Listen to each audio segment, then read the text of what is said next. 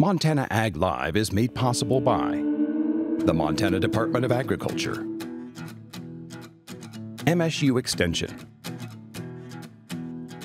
the MSU Ag Experiment Station of the College of Agriculture, the Montana Wheat and Barley Committee,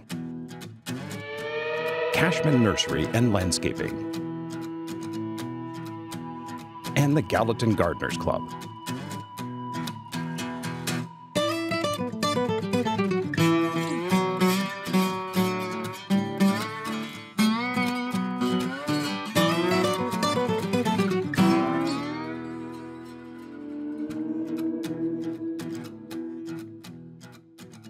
Good evening. You are tuned to Montana Ag Live, originating today from the studios of KUSM on the very dynamic campus of Montana State University, and coming to you over your Montana Public Television system. I'm Jack Reesman, a retired professor of plant pathology. Happy to be your host this evening. You had an interesting program. We've been on the air in numerous years, and we've never touched on a very active program in the state called block management. And we're going to discuss block management on how it affects sportsmen, how it is very productive and beneficial to ag producers. So if you have questions tonight about anything to do with block management, hey, here's a chance to get those questions answered. So before we go any further, let me introduce this evening's panel. Sam Weifels. Sam is Extension Beef Specialist. He's been here many, many times. I love to have him here because I can throw some real curvy questions to him, and we have a lot of fun dancing around him. So watch out tonight, Sam. They're coming. Cheyanne Parker. Cheyanne is Region 3 Access Manager here in Bozeman, Region 3 of Southwest Montana, period. She has a lot of information about block management, how it affects agriculture, how it's beneficial for the sportsman. So we'll get back to Cheyanne in a minute, and if you have questions, make sure to get them in tonight. Tim Seipel, our weed scientist. I know there's always weeds in this state. Everybody has weed problems, so if you have questions concerning anything to do with weeds this evening, Tim would be happy to answer them.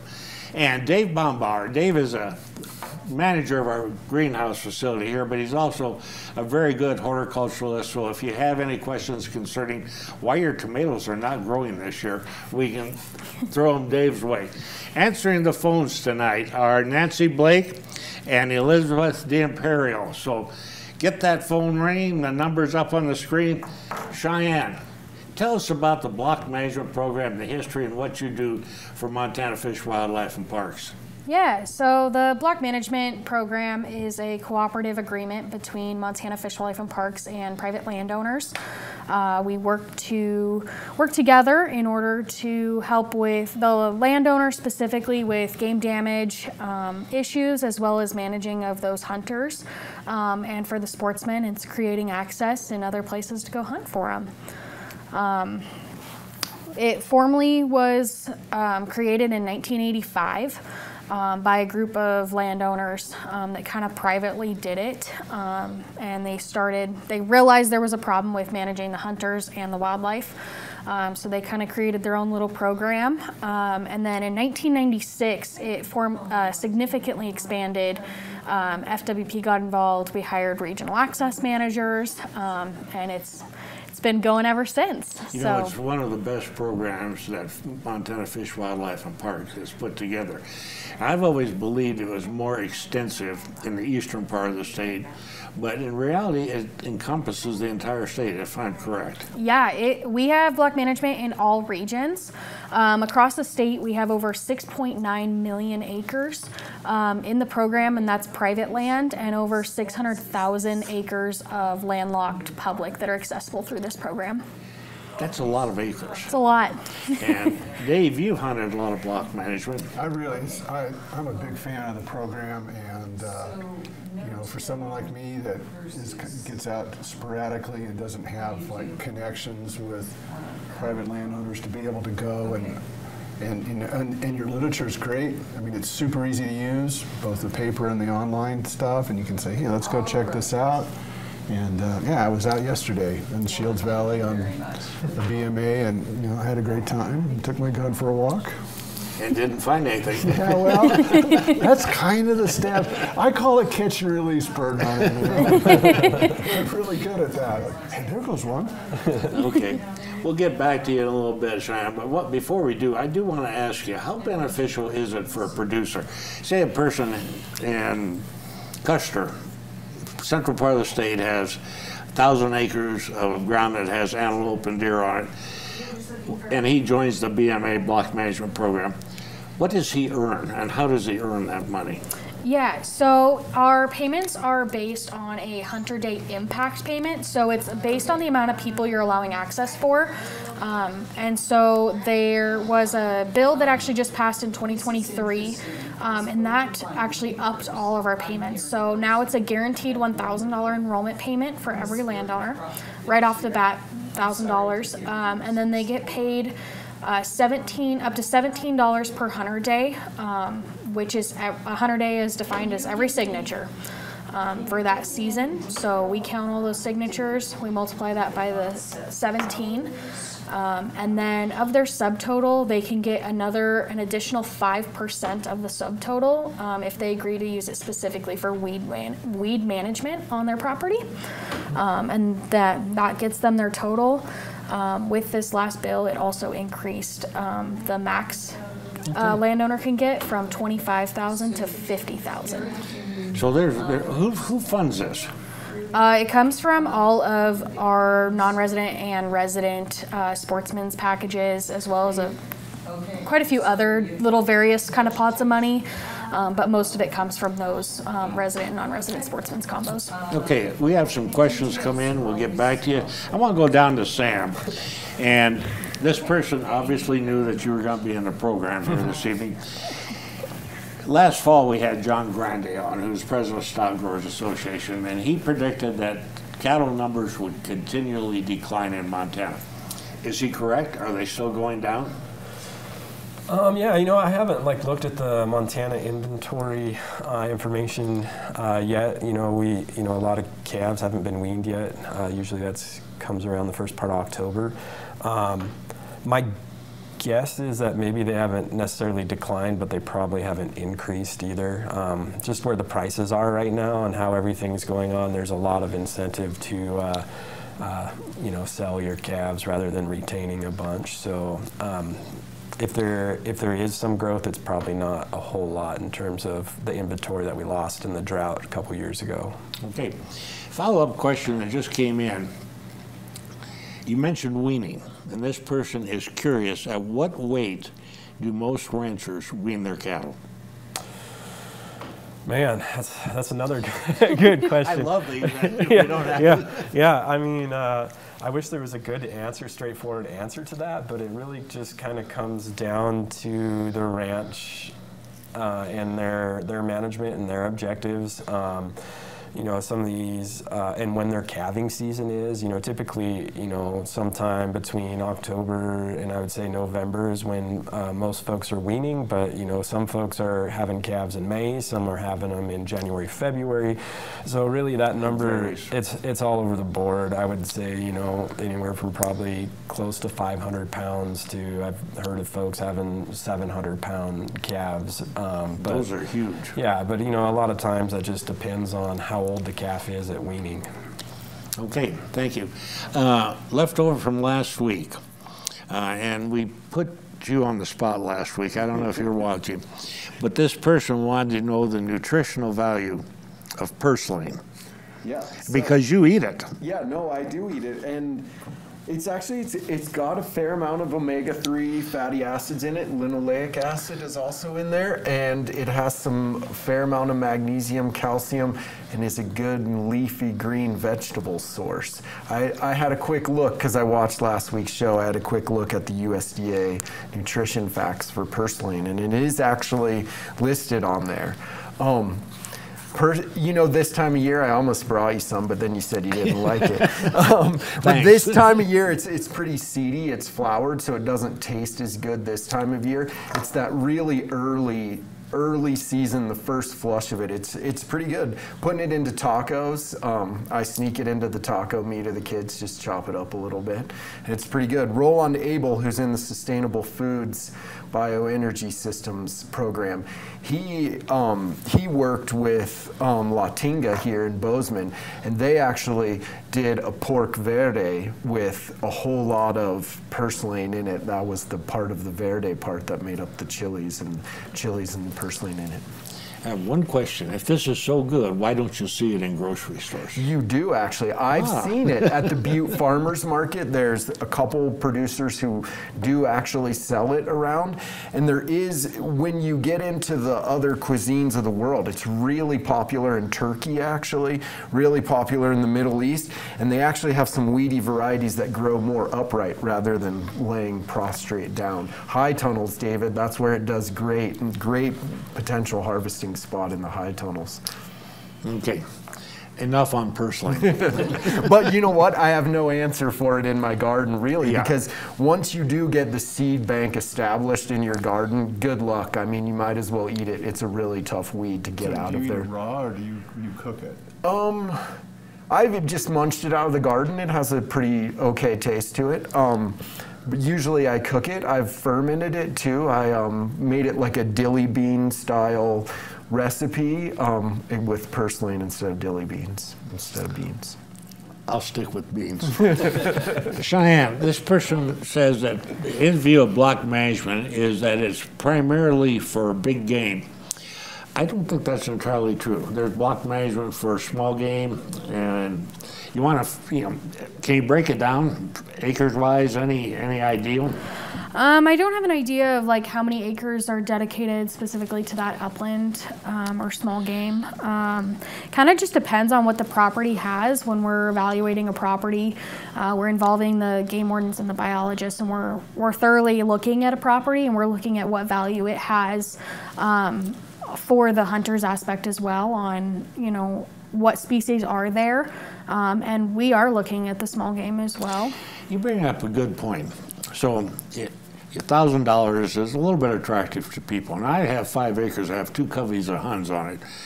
Now, could I make an application if I let somebody come in and shoot those? So block management, typically it's over 640 acres is kind of where we consider. However, there are exceptions to that. We have one over out of Livingston that's 358 acres, but it has some amazing success on it. There's a lot of harvest that comes off that property. It is primarily for elk, but it kind of just depends on the need of that property, and if you're overrun and have all that, we'll look at it, but it will be a flat rate payment, so we would adjust that, and it might not be more than $50 for your 4 acres. No, but I'm joking, I know that, but I am curious that you get a lot of applications, I'm sure. So Montana Fish, Wildlife, and Parks send somebody out to each applicant to verify what they're offering? Yeah, so when I receive an application, we're going out, and myself, the biologist, and the warden, typically I go out and I meet with the landowner and kind of walk through the property with them and look at what their needs are and what issues they're having. Is it the hunters? Is it the game? Kind of what their situation is, and then usually the wardens and bios, if they want to come with me, they can, or sometimes they know the property enough and they can give me a pretty good rundown over the phone of like, yes or no, we need this in our program. Is the price negotiable? I mean, there's a max, I understand that, but if it's not as prime a property, does Fish, Wildlife, and Parks offer a lower rate? We can use a flat rate, like what we call a special circumstance payment, and that's typically if it's going to be, under the 640 acres. If it gets less than 50 hunter days per year, so if it's, averaging only about 20 or 30, we may do that, just to put a little less to that property specifically and use more money for a bigger, more successful property or more used property. But typically, most all of ours actually in this region, actually all of mine in this region, are a standard payment, and they're based upon that 100-day system.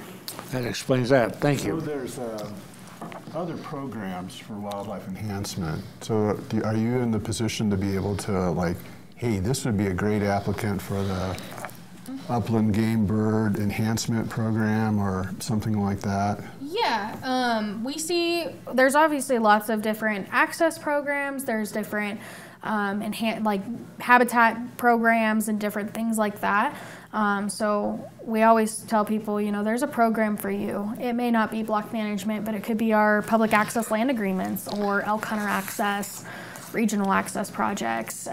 We have all sorts of programs, and between access programs, habitat programs, game enhancement, there's usually one for someone. Thank you. Good question. I'm going to shift over to you. And this person from Bozeman had a very bad raspberry crop, and she's blaming it on you. So what's the reason? I gotcha. Blaming it on me? No, I'm joking. So, because it was fruit formed and it just And it was says few deformed? flowers and no fruit. Oh, so probably improper pruning. That would be most logical. Now, you might explain how to do that. So you only want to prune the canes that produce fruit in that year, because most raspberry varieties produce fruit on the second year old cane. So once it has produced fruit, then it's done. So that one you can prune out, but you don't want to prune out the ones that have not borne fruit, this year's canes, because those will be due it next year. So those stalks still look green this time of year, and they look like new growth from this year. And then you have the old brown ones that Exactly. are That's starting kind of how you to can look. tell it. So you can then cut those out. You can, the older tan brownish ones. Okay. You're forgiven. I got a message here that she no longer blames you. Thanks. Okay. This is a good one, and I wasn't aware of this. This is from Lewistown. This person has a question as to why clopyralid, which is curtail, was discontinued, and would like to know what is a good replacement, especially in regards to Canada thistle in the fall. Clopyralid still can be used in agricultural situations, can it? Yes, absolutely. But not in lawn situations. Yeah, I guess I don't know about the lawn situation. It's probably the carryover that comes from it and the damage to other desirable vegetation. Clopyralid's still very much used in ag systems, range systems. I just met with canola growers this week who are using it in the ag world, and it's often sold under the name Stinger in the ag, as an ag chemical. I don't know why exactly it was not used. It's not labeled for lawns anymore, but there's some good products out there for lawns for getting those broadleaf weeds. And if you're going to manage dandelions, this is the time of year to manage dandelions. I still think we're a week early. You think we're a week early? I like to get it just before that first freeze. Man, that is really effective. And simple 2,4-D, which is very inexpensive, but make sure it's the amine formulation and not the ester formulation. Sam, this question came in from Ecolach, and we've had a couple questions through the years. They would like to know how much forage does a deer or an elk eat compared to a cow? Yeah, that's a really interesting question, and I think in the reality of things, it's a really hard one to estimate, but there are some estimates out there, and so the general estimate for an elk is they eat about 65% of like what a full-grown mother cow would eat. So we talk about these as an animal equivalence, and so like one mama cow is equal to 1, and then an elk would be like a 0.65, and then deer come in about like a 0.2. So when you kind of think about, I was actually talking to a producer the other day, asking about talking about grazing and hay and grazing on hay.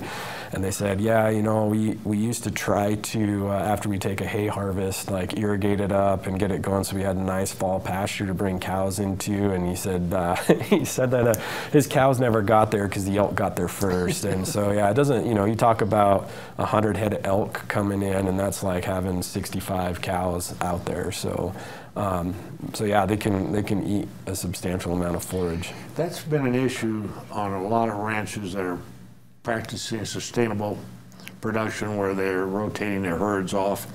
And you're right, I know a couple of the Mannix brothers who are in block management. They've actually had to change their grazing pattern because the elk came in and wiped out the next pasture, and that's in one night. So they can be a problem. What about antelope? You know, to believe it or not, I was looking at what the subject matter of today's Montana Ag Live was, and I looked this up. But an antelope You got me. Yeah, exactly. Yeah, after all these times I've been on here, I figured I better start digging a little deeper, right? An antelope, from the numbers I saw recently, are about 0.17, so a little less than a deer, but still pretty close to that, about 20% of a cow or 17% of a cow. You know, antelope love chickpeas more than anything I have ever seen. Antelope are just drawn to chickpeas. It's pretty amazing. It is pretty amazing. Yep. We saw that out here at Churchill, Amsterdam, where Perry Miller had some. First year he tried to grow chickpeas out there. He went out there one day, and I think every antelope in that part of the county was in that chickpea field. And deer like it too. Yeah, deer like it too. Up at the hospital fields here in Bozeman, the deer have been camping out in the chickpeas. Okay, from Highwood. This person has broomweed on the property and is currently spraying with 2,4-D, but it is spreading faster than it can control. Some other options, and what is broomweed? I'm not exactly sure what broomweed. I think they mean equisetum, horseweed, or horsetail maybe. Horsetail, you know, it kind of goes up, it looks a scouring rush. People used to use it to clean pots with, kind of a stick that comes up. That's what I would assume that they're talking about. But I'm not totally sure. I can't think of another broomweed that might be out there.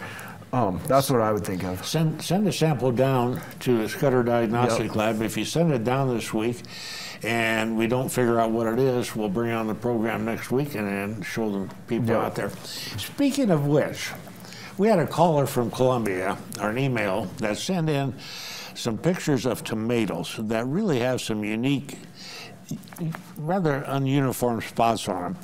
And we were debating what causes that. So here's the picture of the tomato. And our tomato expert here is going to tell us what's going on. Well, this is really interesting. So if you get closer to it, you'll see that there's it looks like a little slit in the tomato, and then the tan part is where the wound kind of healed, dried up. My initial thought is it did not look pathogenic, but I showed it to the extension hort specialist and also the diagnostician in the Scudder lab, and they both came up with some variation on bacterial. One was a bacterial canker, one thought it was bacterial speck. It just didn't look pathologic. There wasn't that kind of damage to the tissue. So anyway, we'd like to see them. So if that person's watching, if they could send them in, that'd be great. And I think this is one of the challenges when the importance of having like a local or at least a statewide diagnostic lab, because different diseases are going to look different based on environment. And so a bacterial disease of a tomato in Florida could look very different than one in Montana, given our humidity levels and things like that. So it just, anyway, yeah, please send it in. I'm leaning towards insect damage, potentially thrips or something that just, when that fruit was young, damaged the outside of the skin, and then as it expanded, as the fruit was filling out, that little gap opened up and then dried out. So I agree entirely. I think it's insect damage. That's what it looks like, a little slit from a little bite. Yeah, okay. Cheyanne, a caller from Terry, I think I know who this is, has indicated that a group of ranchers, 5 or 6 relatively large ranchers, have banded together to negotiate a block management program with Montana Fish, Wildlife, and Parks. Is this commonplace where you get several ranchers or several producers together? And is there benefit for them doing it that way? Yeah, so it's pretty common. We have quite a few in this region, actually. So you might see that, you know, in this region we have 95 BMAs, but we actually have 123 landowners. So a lot of that comes from those aggregate situations where there's multiple landowners for one block management area. And there's a pretty good benefit for the landowners in that if they work together. We provide a 20% additional to the 100 days, so whatever we calculate for that BMA for the year, each landowner is guaranteed 20% of that in addition to their portion. So if you own 50%, you own 50%, and you get 100 days, you're each going to get, you know, 50% of that plus that additional 20% off that 100 days. And an additional $1,000 for being in an aggregate. And we do that because it's to help us. We incentivize that because our technician isn't servicing 4 boxes, they're servicing 2. So that's less maps that we're producing, less coupons, less boxes, less time. So it's a little more time, less time for us that we're spending, and it helps the public as well with just one BMA, one rules. Does that help keep pressure more even? A lot of times, I waved at some elk on private land yesterday as I walked out, and you know, you see a lot of this animals moving. They know where the private land is that's maybe not receiving the same amount of hunting pressure. When you put these multiple landowners together, does that help regulate the pressure a little bit so that it's more even, and maybe they don't go camp just on the alfalfa pivot that doesn't have a lot of hunting pressure on it? Yeah, it'll help move them around a decent amount if they're moving from ranch to ranch within the same BMA, so it does kind of relieve some of that pressure. Okay, thank you. We had a question last week about whether the Montana Ag Experiment Station is doing work with Cercospora, and I assume that's on sugar beets, and I don't think anyone other than maybe Utah might be doing a little bit. I actually worked on Cercospora for my master's many years ago, but today's genetics, we just don't quite have the problem with Cercospora leaf blight. The other part of that question was, has Palmer amaranth spread in the state, and have we found it in the state? So Tim, you want that? That's a nasty weed. Yeah, so it's a nasty pigweed. And we've been looking for it we started our Palmer Amaranth Task Force in 2020. And we've been looking for it every year. And we just found the first positive plant for the year in Montana this year. It was one roadside plant somewhere in Custer County out there in that general area. It didn't make seed though. We've done really good with early detection and rapid response, and the person who found it is the local county agent, and she was driving down the road with the weed district manager, and they both spotted a funny pigweed out of the window, and they went and they found it, and they did an awesome job. And so we just found it in the state, but the good news is it hasn't made seed, and they'll be out there bird dogging it around, since we're talking about block management, Monday, and looking for any other potential plants. It's going to keep coming our direction: contaminated equipment, millet seed, sunflower screenings people buy to use for cattle feed, or bird seed is another one. It's going to keep coming at us, and we're just going to have to be vigilant. In North Dakota, they've had more populations of it, and they've still done a really good job of containment in North Dakota as well. And they've screened some of their plants that they found in the field, and resistance to 7 different modes of action so far they have going. Palmer amaranth is resistant to every mode of action of herbicide that we have commercially available out there now.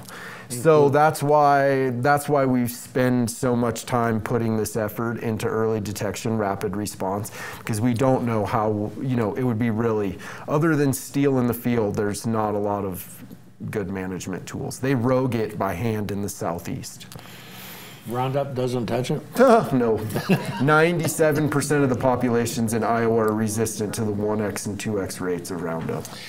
Speaking of that, I just experienced this past weekend. I was at a local farm supply store, and people are walking out of there, not one, but 3 different customers had jugs of 30% vinegar. Yep. And so I asked them, they've heard it works on weeds. Does it? You know, if you are applying it to very small weeds that just germinated in cropland settings or certain settings, you can get it. It functions as a burn down as a contact herbicide, essentially. Okay. Can you burn the top off of a dandelion? Yeah, you could burn the top off a dandelion too. I know people who mix salt in it too, which, you know, that's not a good thing for the long term for your soil health. But you can burn the top off of it, but that root of the dandelion will be back in the next year and the next year and the next year after that. It's pretty common in organic gardening scenarios to use vinegar as opposed to like flaming, which is probably akin to that, or the citric acid one. Citric acid. There's a clove oil. There's another organic product out there that's clove oil, some vinegar. It's basically a burn down sort of cocktail.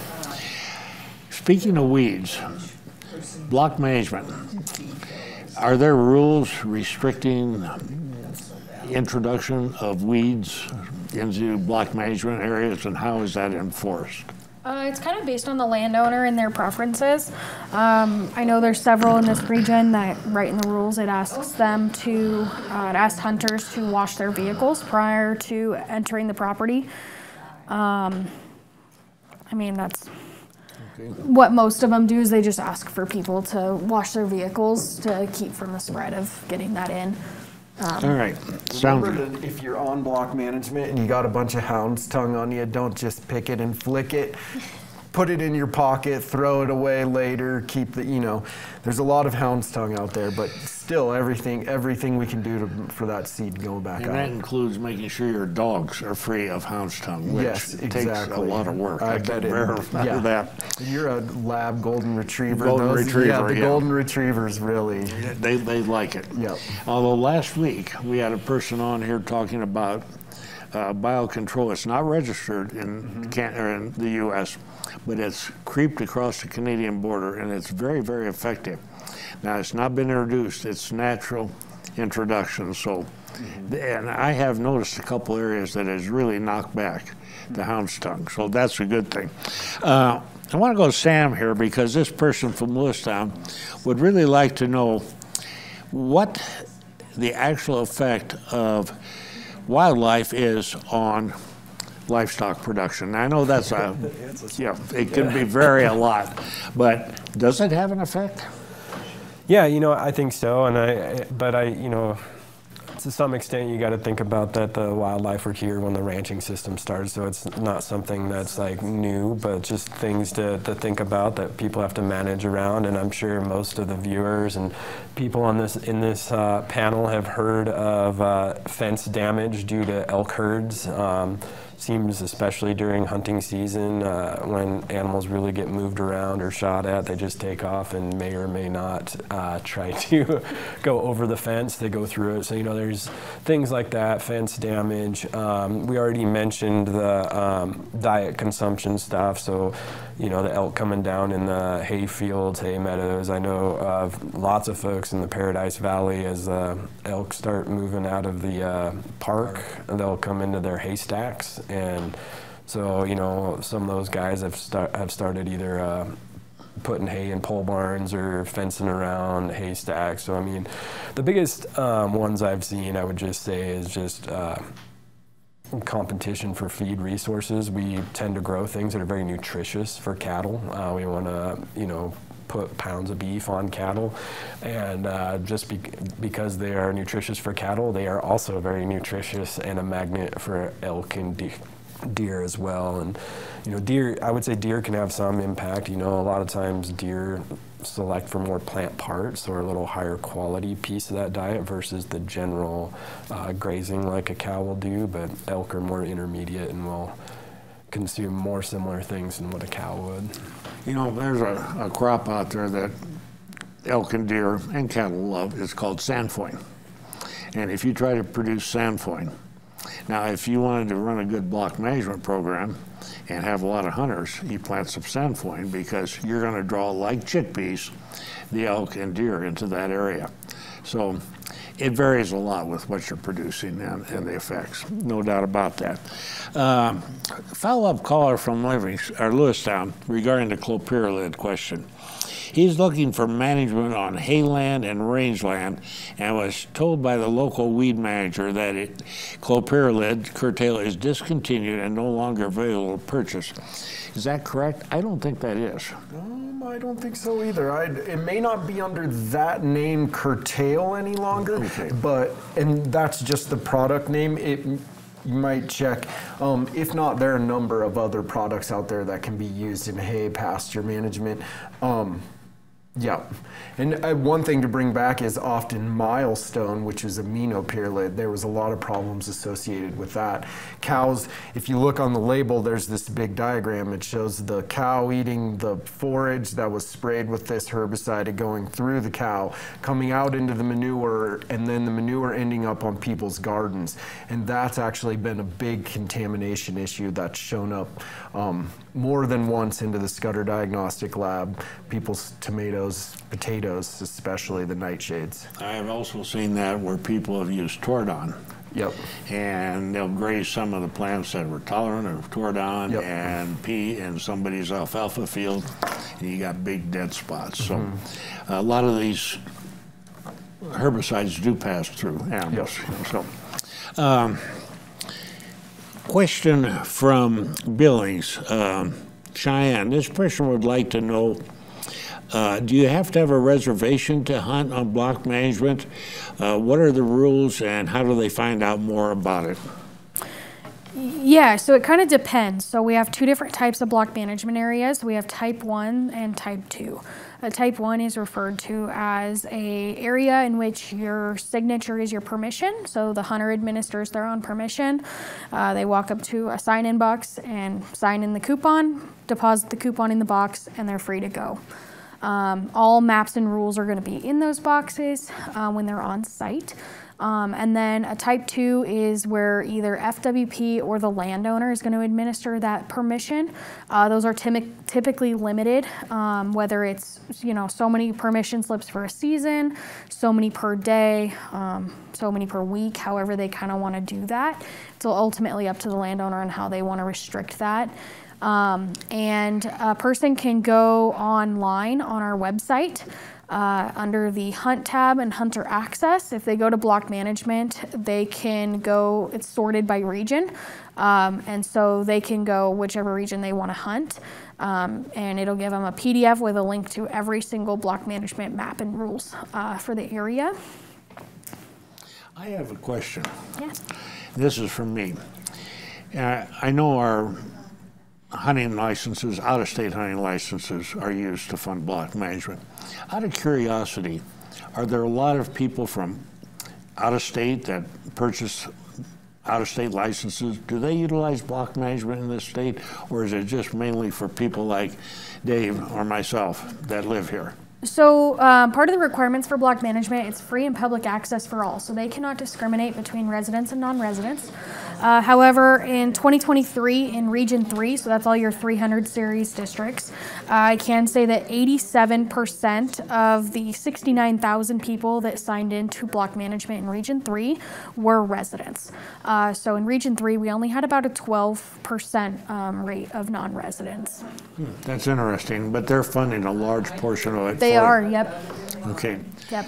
I have a question here from Kalispell, and this caller has musk thistle in his grass pasture. They'd like to know how to control it. Yep, I think, so right now you'll see the big stalk sticking up with the flowering heads on it. those are going to die, the seed is going to disperse, and it's a biennial plant. It'll basically die back. If you go out and you look at your pasture, what'll grow next year, you'll see these big, round, what we call a basal rosette, and they're hugging the ground really smooth right now, and they're flat, and you'll see those. My suggestion would probably be, if it's a relatively small infestation or the plants aren't super close together, I would just go out and spot spray those individual plants out and keep what you have in there. Broadleaf herbicides, the group 4 herbicides, synthetic auxins, clopyralid being one of them. There's a number of products out there. If you visit your ag retailer in that sense, dicambas, 2,4-Ds, that'll all work really well on musk thistle. And you'll keep your grass in there and you'll be able to manage your musk thistle in that sense. But those stalks that are sticking up now, it's much too late for those to be managed. Those seeds are viable. No, not only musk thistle, let's go to Canada thistle. You notice I've been trained not to call it Canadian thistle anymore, but thank you for the weed scientist. But anyway, what's the best time to control Canada thistle? It's like you said about the dandelions, in about a week or two. Maybe, you know, it's supposed to rain this week and then might freeze, might not freeze, but the fall is actually the best time to manage it. And really, there's an important step that should happen in July, and that's you should go and maybe mow those off to prevent the seed from blowing around and drifting all over the place and making a lot of new Canada thistle plants. But also you can stimulate those plants to grow a new shoot at the bottom. And that new shoot is really green right now, and it's getting prepared for winter. So it wants to take its sugars and starches down into its root system. And if you apply a herbicide to it this time of year, like glyphosate 2,4-D, you can really impact the below ground root system, which is what you need to manage for Canada thistle. If you spray it in June, July, all those sugars are coming out of the ground to make flowers and they grow up, so you really have almost no impact on the underground root rhizomes. So this time of year, before the first frost, I guess I'm a believer in poor man's precision. You just walk around with the backpack sprayer next to the ATV and just spot spray those rosettes. It does a good job. It does. It really does do well. You know, you mentioned fall, and one thing that happens in the fall is flies have a tendency to gather in the house and so forth. And I have a picture of a fly control system that my wife and I found down in Mexico just a few weeks ago. And I don't know if we can get a picture of the rosemary and sterno. And yeah, there it is. We sat down for dinner at a restaurant in Cabo. We had a meeting down there. And they brought this sterno pot around filled with rosemary and a couple of slices of lime. And I thought it was something that was elegant and so forth. So, it's a fly preventative. And seriously, there were flies all over the place until they showed up with this, and they're gone. So I know a lot of people have more rosemary in their garden they know what to do with. So if you're eating outside and you have a fly problem, get a sterno pot, throw some rosemary in it. I hate to waste limes if they're not in a vodka tonic, but they do work well in here. Have you light this thing? You light it and it burns, and it just, that's the orange is a fire there. So it does work. I can verify that. You learn something on vacation once in a while. Even a mature person like you? You can say old, it's acceptable. From Livingston, this caller lives on a ranch near Livingston, and the ranch manager is not controlling the weeds. And in today's world, most ranch managers do a pretty good job of weed control. I'll verify that. Are there state grants that would help pay for spraying these weeds? I don't think there are.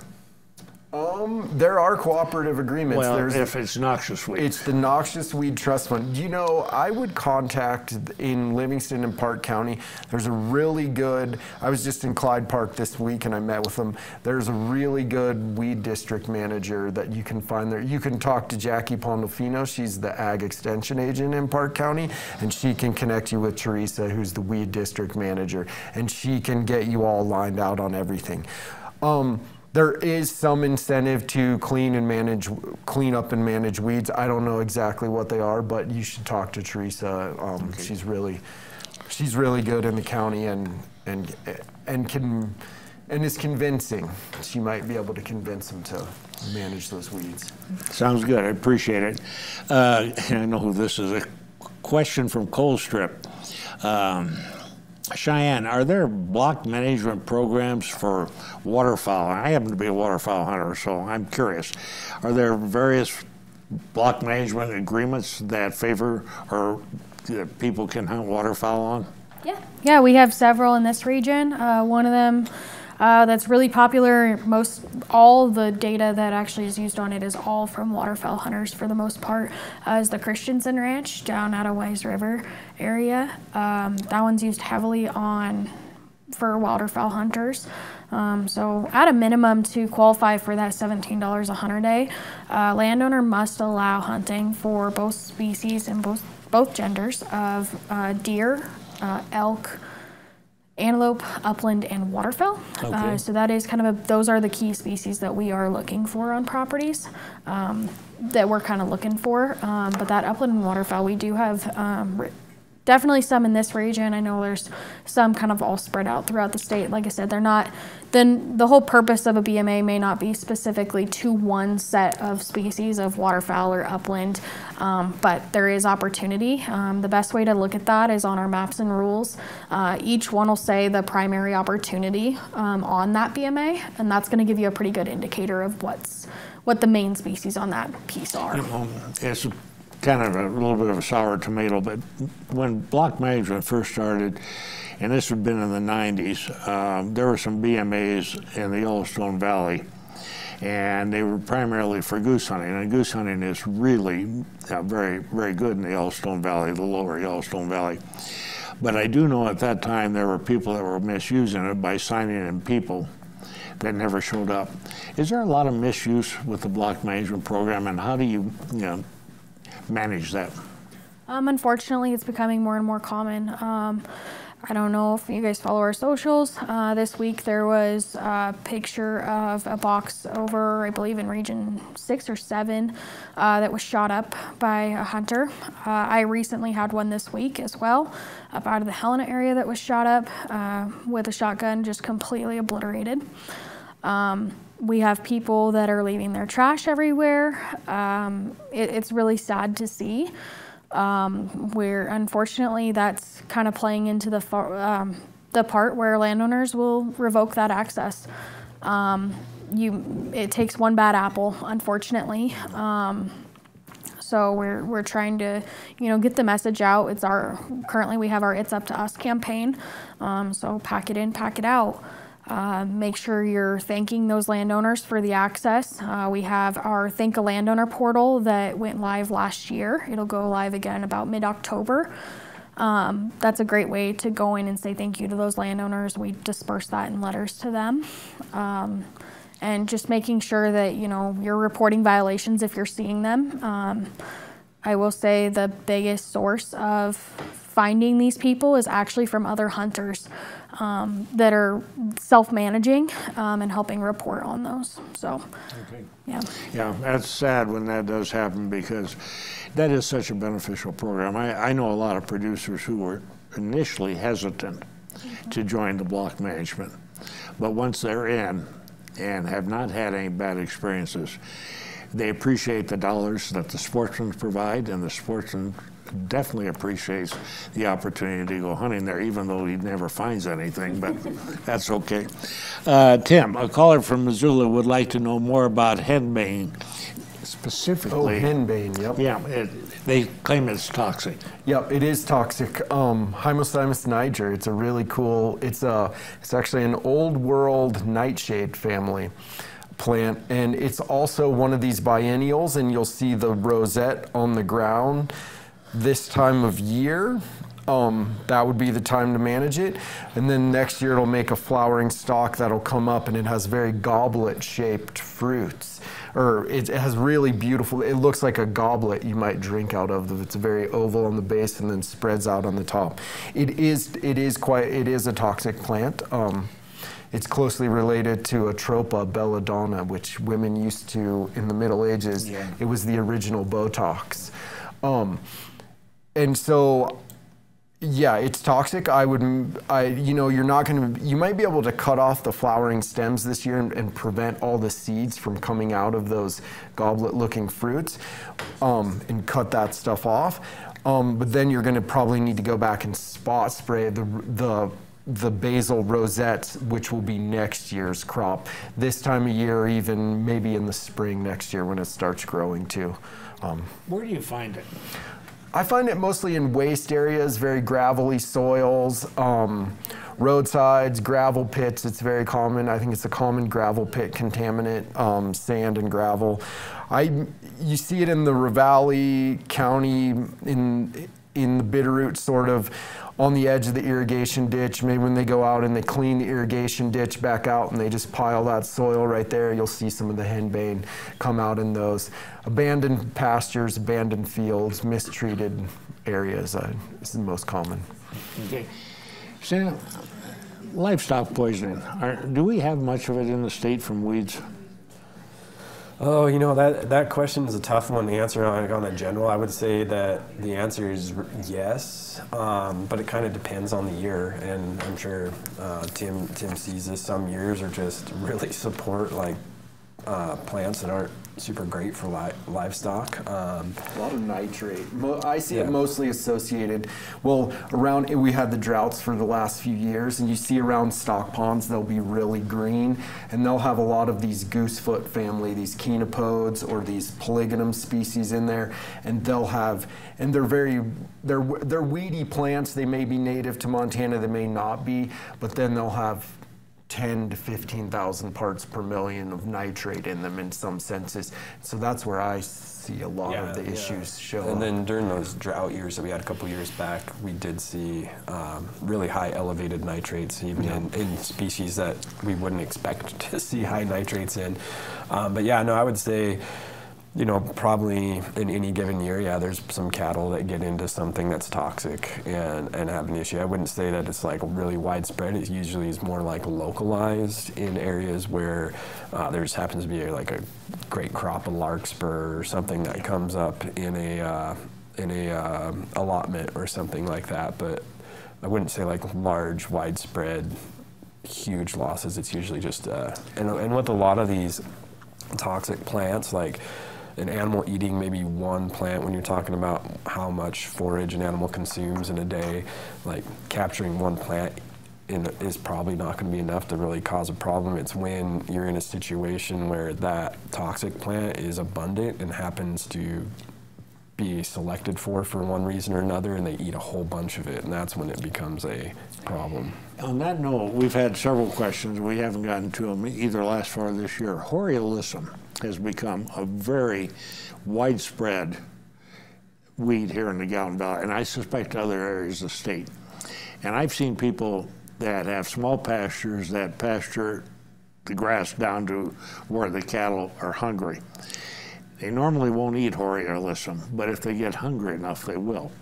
Is that an issue that you're aware of with horiolism? I'm not familiar with horiolism specifically, but I can tell you just from a general cattle grazing ecology is the more abundant biomass available in the pasture, the more selective those animals can be. And when they can be selective, they're going to be eating the things they like. As that forage biomass goes down to the point like what you're talking about, those cows are going to eat. And so then diets will start shifting to whatever's abundant on the landscape. And so if that plant specifically has toxic properties, then by overutilization of that pasture, you're limiting that animal's ability to select for against those species. You do have a potential for having those animals consume that in a amount that could be potentially harmful. It may not kill an animal, but does some of these plants reduce the capability of the animal to gain weight or reproduce? Or yeah, there's things out there that if an animal eats a whole bunch of, that it doesn't necessarily impact the animal itself, but it impacts the fetus. And so you can have animals that give birth to calves with birth defects, or stillborn calves, or even potential abort calves based on, so that's something that you can see with nitrates as well. If you get in a high nitrates, it actually reduces circulation in the animal, or oxygen in the blood in the animal, which then can have a negative impact impact on that I wonder animal's if the offspring. same, you know, I've been told that wildlife are more selective and they don't eat things that aren't good for them. I don't know if that's true or not, but Yeah, I mean, I I would. tell you, I see a lot of yellow toad flax and Dalmatian toad flax that's supposedly toxic, and the deer will eat all the flower heads off. They'll eat all the flowers. I think it's the plant is only toxic in certain times of the year or in certain parts of the plant too. I think is a big thing. we're running low on time. Quickly, from Roscoe, quick question. Other than block management, are there other programs available from Fish, Wildlife, and Parks? Yeah, our access program actually is made up of 14 different access programs. We have 5 in this region that I can speak greatly to. We have what we call our PALA, Public Access Land Agreements. So that's going to be through private to public, that are leased by that landowner. We have private lands fishing access agreements, so basically block management, but for fishing. Okay. We also have regional access projects, which our biggest one actually in the region is our Matador coordinated hunt. It's a massive elk hunt that we do on the Matador. We killed about 600 elk off that property in this program in the last 2 years. And then we also have EHA, which is our elk hunter access agreement. Okay, so that sounds good. We need to run along. I was going to ask you about Black Medic, but it's too hard to control and you wouldn't want to answer it. So next week we'll get into that. Miller Moss next week. I thank the panel. Thank you, Cheyanne, for coming in. It's very nice to meet you, and it's a lot of information there. Next week, 4-H Foundation. You'll learn a lot. Jane Worley's going to be here. So please join us. Meantime, have a good week. We'll see you next week. Good night and stay safe. For more information and resources, visit montanapbs.org/aglive.